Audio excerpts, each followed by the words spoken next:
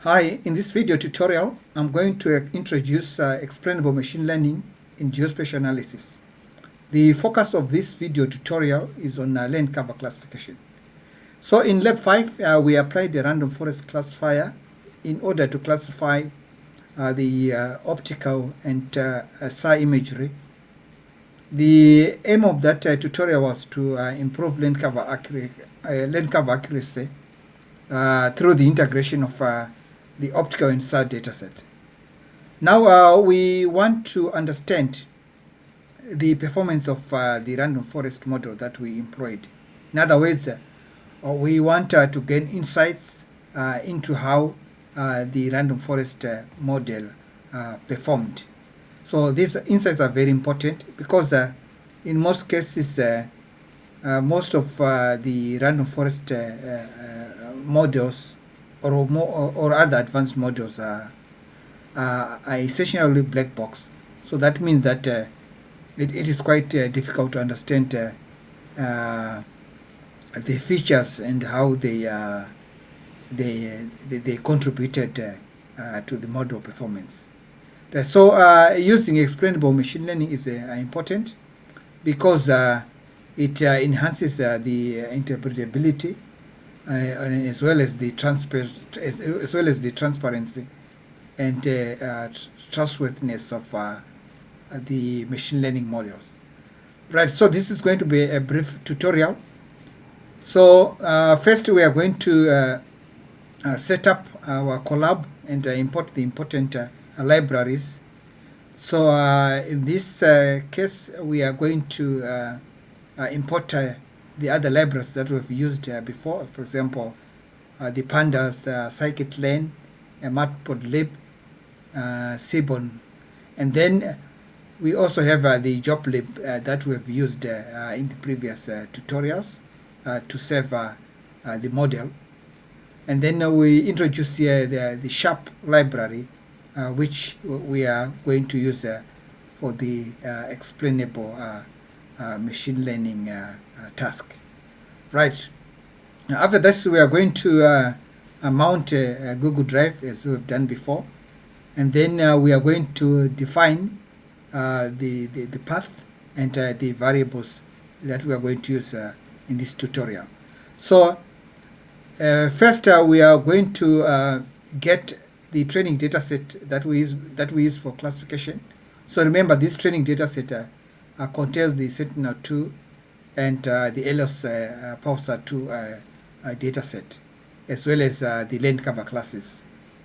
And then now we are also going to load the model that we saved for the land cover classification. Remember, I showed you how to save the model so that you can reuse it for other purposes. So for this case, we want to access the random forest model that we saved in Lab 5B in order to assess its performance.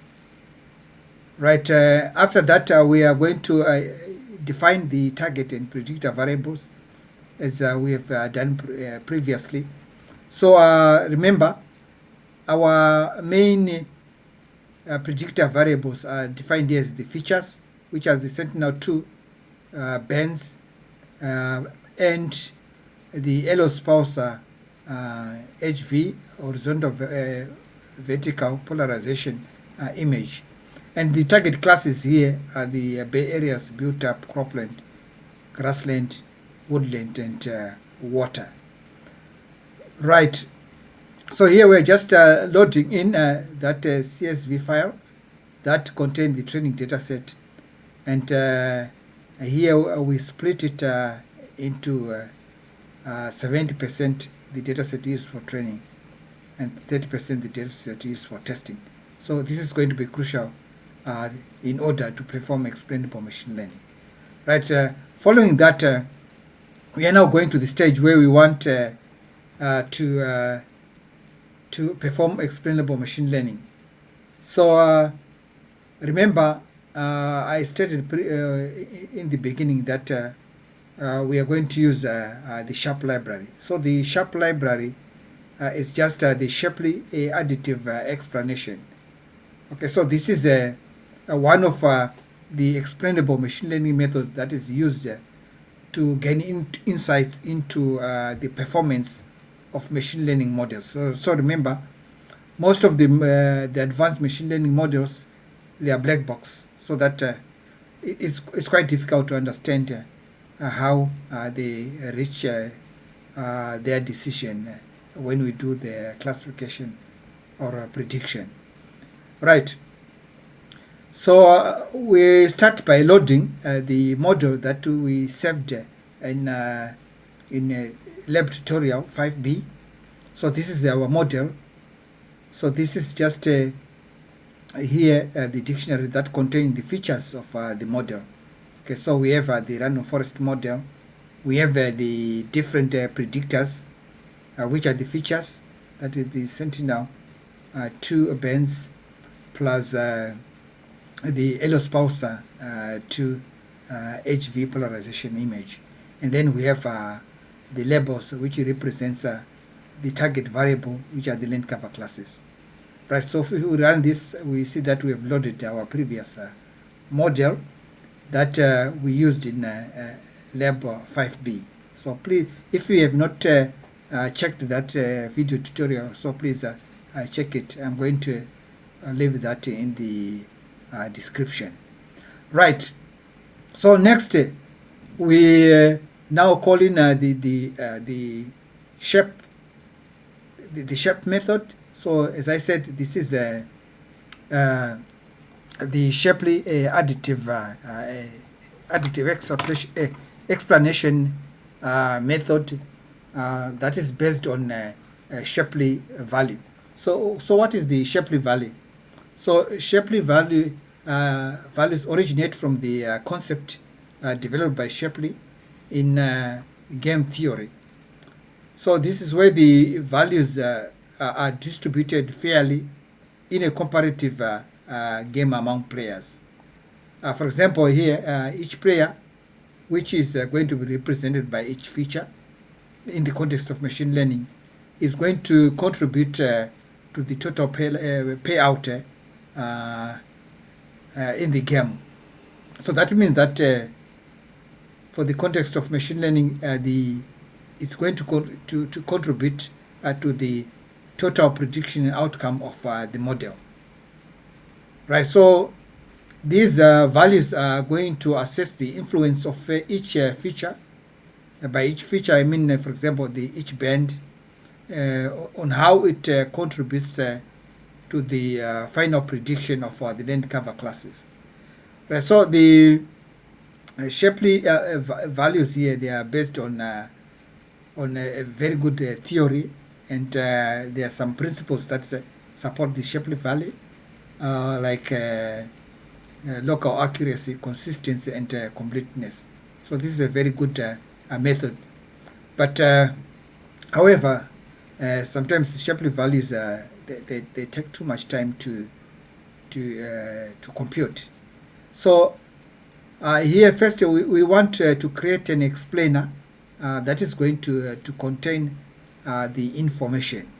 So please take note, as I said, the Shapley values is it takes a lot of time when you want to compute the Shapley values for a big data set. So in our case, this length cover classification data set is quite huge.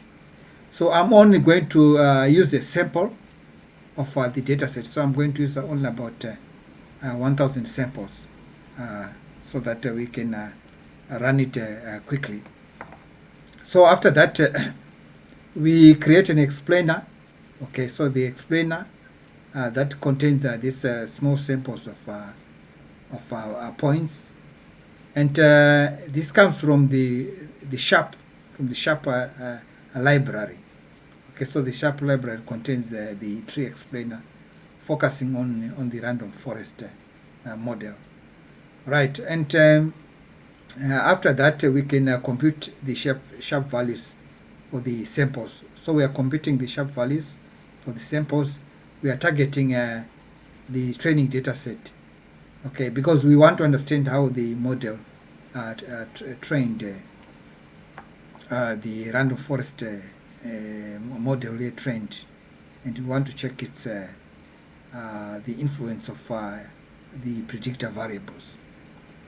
Right, so next we can now display the summary plot so that we understand or we gain insights into how the random forest model performed.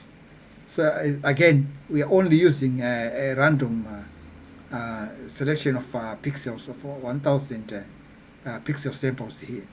So here we first I'm just defining this palette is just showing the land cover classes, the color for each land cover class. For example, gold is for the cropland, green, yellow here, yellow.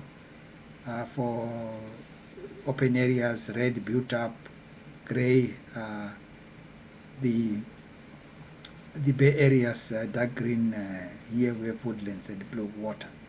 And then simply what we are doing here is just focus on the what we want to plot. So we want to plot the SHaP values based on the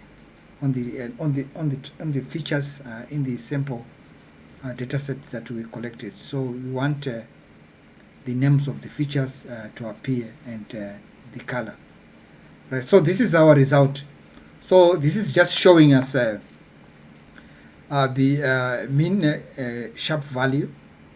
So here we can get an idea of how the random forest performed. For example, we can see that the ALOS PALSAR HV polarization image is the highest influence in the model. So this is good news because remember, we noticed that when we added the ALOS PALSAR to HV polarization image, we reduced spectral confusion and we improved classification accuracy. So this is a testimony to show that. And where is it improved? So we have the majority of contribution in the cropland area, and then the grassland area, and then the built-up areas. Okay. So remember we had a lot of spectral confusion between the built-up areas and the cropland and bay areas. And then the second dominant predictor here or feature is the band 11, the shortwave infrared 1 from Sentinel-2. And again, we can see that the contribution is mostly on the cropland and then the grass open areas. So remember, these are some of the land cover classes that dominate in the study area. So this is the reason why we have contribution mostly from these bands. And then this is followed by band 4 red, then we have band 12, and then band 2, band 3, band 6, band 5, band 7, band 8. So quite interesting how these SHaP values can show how the model improved our classification. And this is very important because we can clearly see the contribution of each predictor variable to the model prediction. Right, so as I said, the SHaP value is quite important because it allows us to gain insights into the model performance. And one of the strengths is that it is model agnostic. That is, it can be applied universally across different machine learning algorithm. Okay, so we can also compute both local and global SHaP values.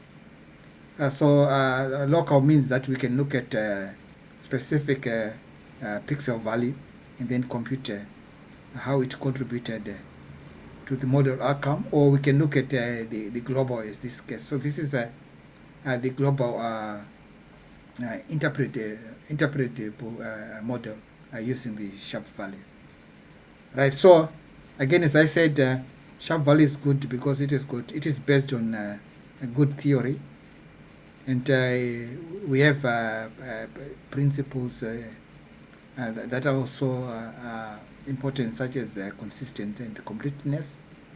So the limitations, again, it takes a lot of time to calculate the SHAP values, especially if we have a model with many features or a data set which is big. So for this study area, data set is quite big. And another thing with the SHAP values is that sometimes it's quite difficult to interpret. So here we've just done one analysis. In the next video tutorial, we are going to look more in depth about the analysis results from the SHAP values. Right, so thank you for watching this video. I hope this is useful.